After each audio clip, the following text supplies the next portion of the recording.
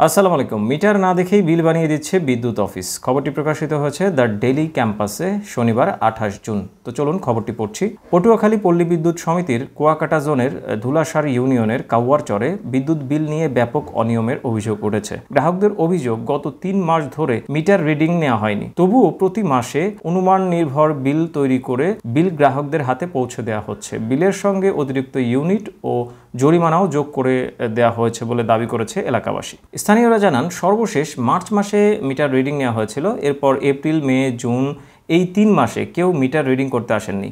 20 June গ্রাহকদের হাতে মে মাসের বিদ্যুৎ বিলের কাগজ পৌঁছায়, যেখানে দেখা যায় বিল পরিশোধের শেষ তারিখ 18 জুন, অর্থাৎ বিলের কাগজ গ্রাহকদের হাতে পৌঁছানোর আগেই সময় শেষ। অনেকেই বাধ্য হয়ে জরিমানা দিয়ে বিল পরিশোধ করেছে। 27 জুন আবার জুন মাসের বিলের কাগজ দেওয়া হয়। সেই কাগজেও বিলের ইস্যুর তারিখ ছিল 12 জুন, অথচ গ্রাহকদের হাতে এসে পৌঁছায় 15 দিন পর। এই বিলের শেষ তারিখ ছিল 1 জুলাই, অর্থাৎ হাতে পাওয়ার পর মাত্র 4 দিন সময়।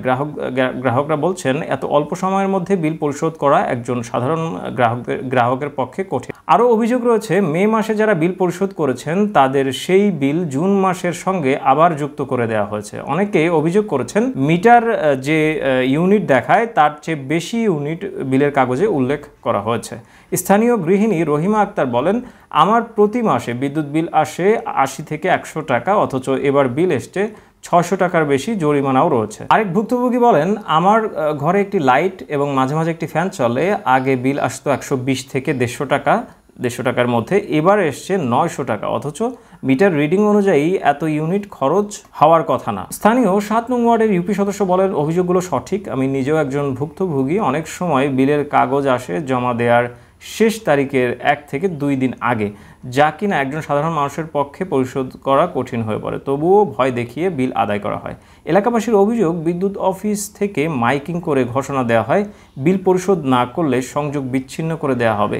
এতে অনেকেই আতঙ্কিত হয়ে জরিমানা যুক্ত করেও বিদ্যুৎ বিল দিতে বাধ্য হন।